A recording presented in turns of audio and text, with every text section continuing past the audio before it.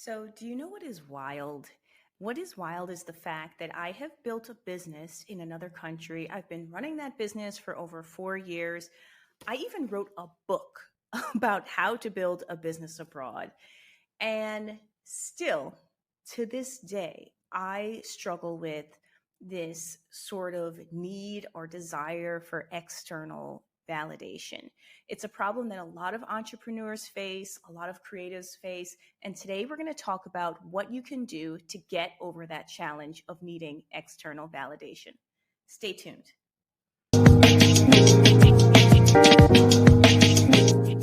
So I think a lot of this stems from this idea of like, what is success, right? When you think of success, you probably think of, having a lot of money, having nice cars, taking expensive trips. All of these things are markers for success, but they're also sort of like remnants of external validation because a lot of times you get those things from making money, right? And then there is on the flip side, this internal validation. And I see internal validation is kind of like how you talk to yourself, right? Like how I talk to myself when I wake up in the morning. I like to focus on things like, okay, yesterday you sent out the newsletter. Good job. Today you are recording a podcast after not having done so for 2 weeks. Good job, right? Like these are the things that I like to focus on because that's like my form of internal validation. And I feel like we're in this space these days where I see a lot of creators get burnt out. I see people, looking for what everyone else says is a good job rather than looking internally for themselves. And it's really tough, guys. And I know a lot of you that follow this channel, you want to hear what I have to say about starting a business abroad, about raising kids abroad, about doing all of these things. But I will be completely honest with you. Sometimes it does not feel good. Like that is my honest truth to you. Sometimes it just does not feel good.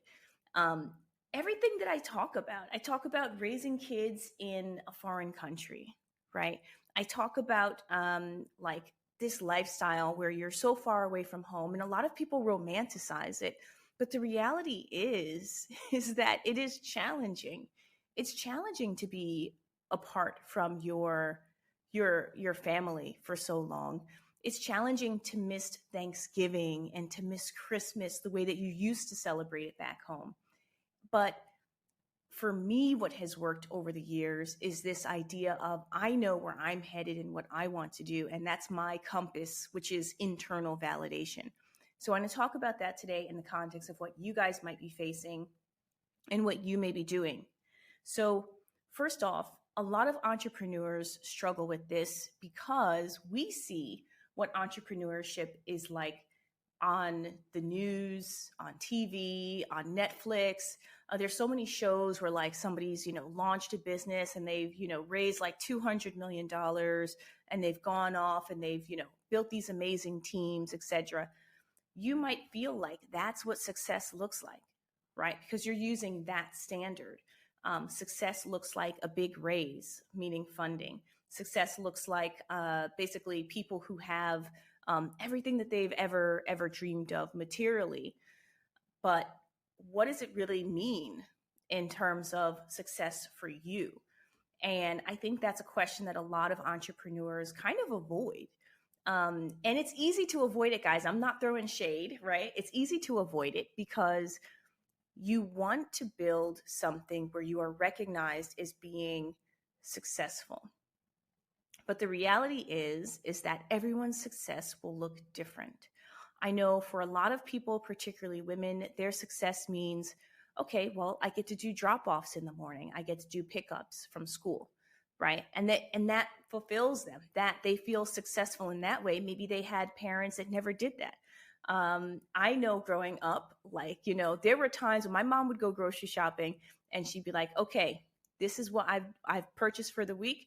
If you finish it up before the next shopping trip, that's on you, right? Like you got to kind of figure out what you're going to do if you eat all the food, right? And so for me, it's always been like a huge thing for me, like, oh, I want to make sure my kids have, you know, like the juice boxes and this, and like when they open their lunchbox, they have, you know, what I want them to have, not necessarily because they want it, but because I want them to have it, because I know that sometimes growing up, you know, we had, I'm not going to, you know, say we didn't have food. We had food, but we would like to eat the school snacks during the week, and like before it, like at the time we were not supposed to. So, this is one of my markers for success. It's a piece of internal validation. Am I doing things right? Yes, because I've made sure that I was able to bake some cookies during the week or do whatever. And that's one of the markers for me. And I think entrepreneurs, we have to really think critically about what is our idea of success. If you're judging success by what everyone else says success is, you're going to feel off the mark. You're going to feel not good at some point because it's not going to be attainable for you. Right? It's not going to be something that fulfills you. When you finally get it, you might feel empty. And no one talks about this enough. Guys, I'm going to be totally real with you. So I wrote this book, self-published this book. It was released January or late December. And I worked my butt off to get this book done, from the writing to the editing process and working with the cover designer and doing everything to make sure it was released on time at a schedule that I said I wanted it to be done by. How I felt when it was done was like, whoo, I was waiting for the world to change. I was waiting for like the heavens to open, like, oh, you finally, you know, you finally have made this particular goal, but it doesn't happen. You think that if you publish a book, or even if you sign with an agent or whatever you do, that somehow miraculously you're going to feel fulfilled. You won't. You won't, particularly if you're using that as a marker of success, which is not aligned with who you are. So I think entrepreneurs struggle with this because they get confused about these external signs and productivity. And for the most part, when you're an entrepreneur, like I said, I've been running my business for 4 years now. When you're an entrepreneur, those external signals for success will lag behind your productivity. I'll give you an example. One of my favorite authors, someone who I follow a lot, is James Clear, author of Atomic Habits.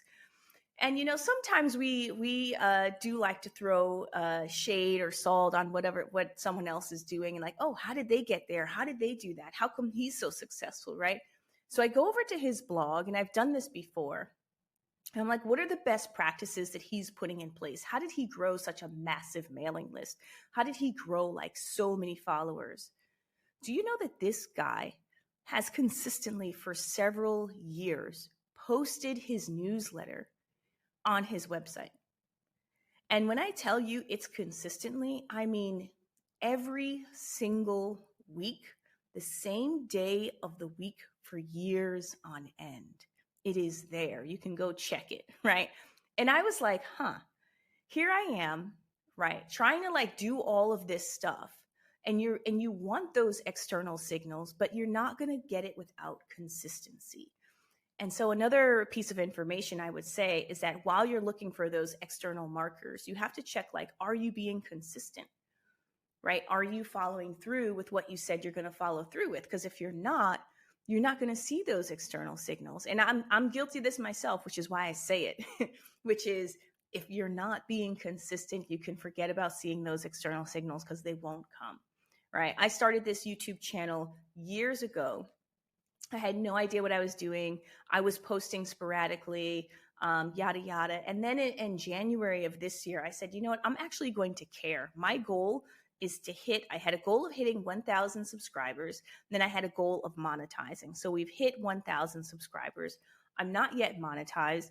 We'll be doing that before the end of the year. You can hold me to it.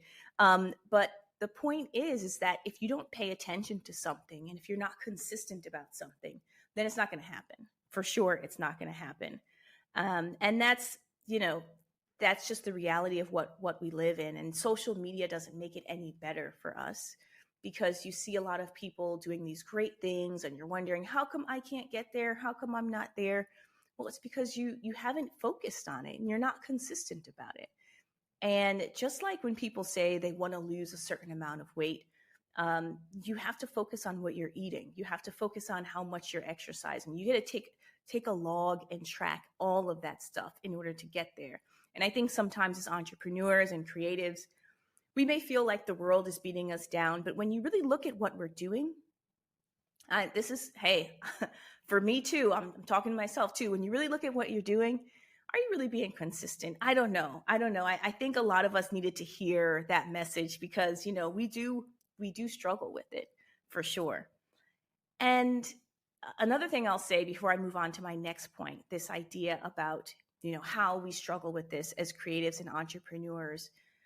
For creatives, particularly people who want to express themselves through their business, you probably feel like things when they're not taking off, like it's a personal rejection, right? So I went through this with BiteBow. We started out with legal consulting for Web3 and tech and all of this stuff.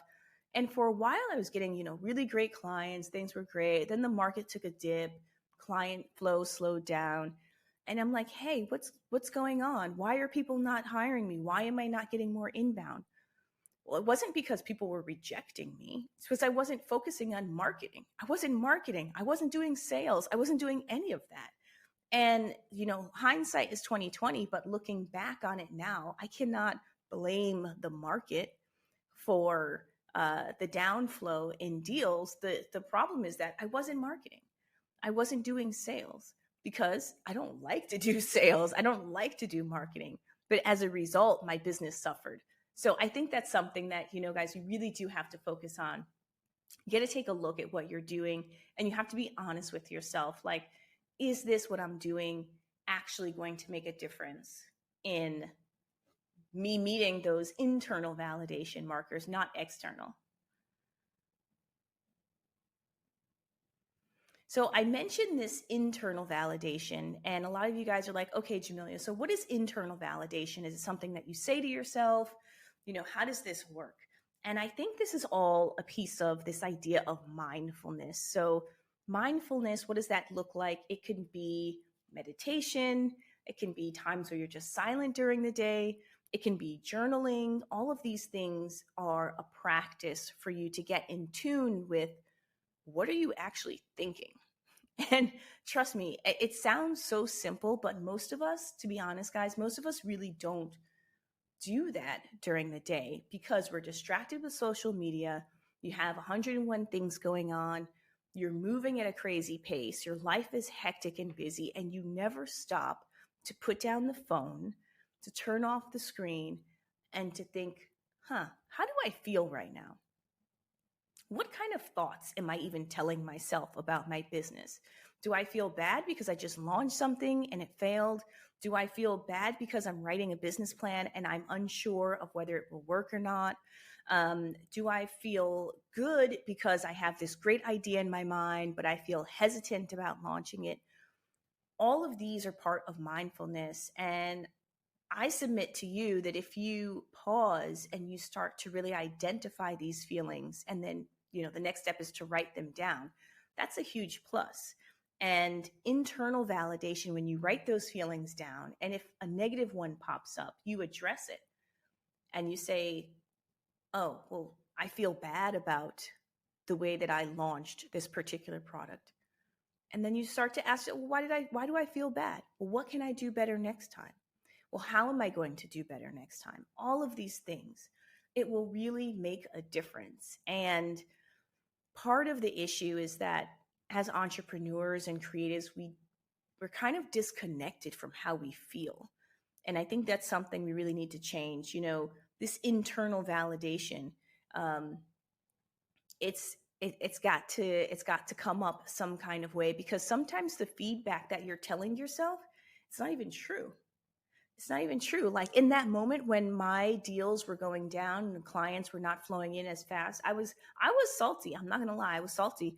And I was thinking like, oh, these deals are not coming in because I'm a woman and people don't want to be advised by a woman because I'm too senior, I'm too good. Right? I was laying it on, right? I'm too good, I'm too senior. People don't want to hear from me about this stuff, and that's why I'm not getting the clients that I should be getting. And I'm telling you guys, it's the worst thing you can do to yourself. Giving yourself negative internal thoughts is a killer. It's a killer for your self-esteem, it's a killer for your business, and it's a killer for your confidence. So you really have to be aware of that. Make sure you're not doing that to yourself. And if you are, turn it around, turn it into positive thoughts. And that's where this idea of internal validation comes from. Is that you identify the fact that you're having a negative thought, you become aware of it, and then you change it. You change it, and you have to be consistent about it, right? You've got to be consistent about this piece. But what happens when you don't focus on the internal validation and you focus on the external validation? What happens when you're simply scrolling social media and you're like, oh, this post got only 5 likes. Oh, this one got 20 likes. This one got, 100 likes. Oh, that's good. The one with 100 likes is good. That means I should do more of that. Trust me, guys. Everything I'm telling you right now, I have been through and done it. And it's really sad. It's really sad that as an entrepreneur or as someone who's creative, that you would base your entire personality or business upon what people like. But that's not what you're here to do, right? Like the art in the act of creating something is an act of expression. It's not an act of appeasement. You're not doing it to please somebody else. Now, there are some limits to this, right? What I'm saying is there are some limits. You may, if you're creating a product to sell and no one is buying it, I don't suggest you keep doing that because you'll go bankrupt, right? That's not what I'm suggesting. But what I'm saying is when you're marketing or when you're selling something, how are you expressing that? And is it resonating with people? And you have to ask yourself, am I creating something as art for me, as a way of expressing something, or am I creating something as a way of making money? And there's a huge difference in that. But what you'll see as a result of this is you'll see people shifting constantly, shifting from here, shifting from there. And for those of you that have been following me since I started Barely Legal in Web3, Barely Legal in Web3 was all about law and technology. And that's all I spoke about, law and technology. And I did that because it was part of my professional persona. And I was trying to sell the services of ByteBow, which is the consulting services. And to be very honest with you, it became creatively boring. I got to the point where I'm like, this is too narrow. I need to talk about more. There's so much more happening. There's a lot happening in the world. There's a lot happening here. There's a lot happening in people's lives, and we're not talking about it. And so that is what it looks like when you're doing something for the wrong reasons, right? And so be aware of that as you create, as you build your business. Ask yourself, why am I doing a particular thing? Am I doing it to be creative? Or am I doing it because that's basically what is going to sell? Okay. So how do you do this over a long period of time? How do you make sure that you're not drifting away from the course, that you're not overly seeking external validation, that you're not ignoring your own internal validation markers? How do you do this over a long period of time? The first thing I would suggest is you got to get a journal. I journal every morning. I'm a big fan of this book called The Artist's Way by Julie Cameron. And it's basically talks about the importance of journaling. It's one part of the book. It's called The Morning Pages. And she talks about the need to have this free flow of consciousness in writing on your pages. And you might be like, Jamelia, what does it have to do with business? Right? I'm trying to launch a business. What does journaling have to do with a business? I'll tell you, journaling has a lot to do with starting your own business and being an entrepreneur, because there's a lot of things that you may be feeling internally that you're not able to express to others. Right? I can't tell you how many times I thought, I'm going to express something to my husband. He's going to understand me. And he's like, huh? What? It just right over the head, right? And that might be the same for you as well. It becomes more and more difficult to express what you're going through as an entrepreneur with those who are close to you, because the entrepreneurial journey is really about yourself and it can become lonely at times. So journaling helps with that. And it also keeps you consistent. If you're writing on Monday that you're going to post a short form content every single day that week, and then you get to Friday and you're journaling and you don't address that commitment that you made to yourself on Monday, you got a problem. You better go back and be like, wait a minute, now I'm just sweeping things under the rug, right? So it does keep you honest. And it, I think it also makes you more intentional about your focus of what is a marker of success, an internal market of success. If you make a commitment on Monday that you're going to post every single day until Friday, a short form content, and you do it, that's success. It's the commitment that you've made to yourself, not the result of what has happened. That's a different issue, right? If you post every day and every piece of content bombs, that's a different issue than whether or not you actually posted. So I think you guys should try that. If there's one thing you take away from this video, start with journaling.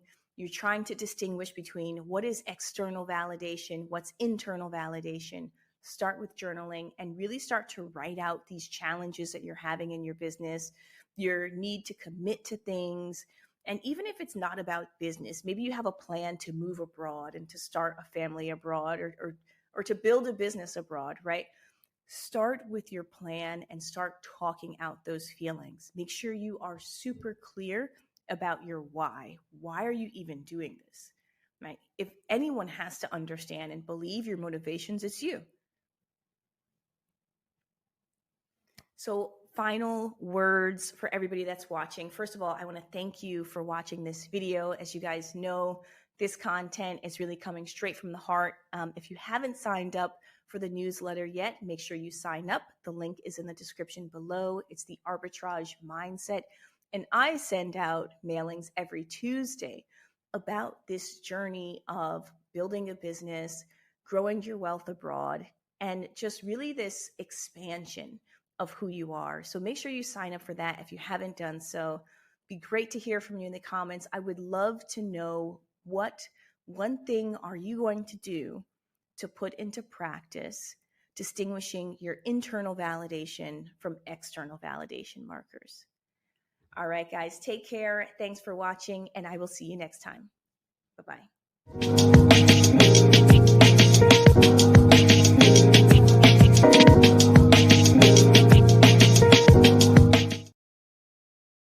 Hey guys, thank you so much for tuning in and listening to today's episode.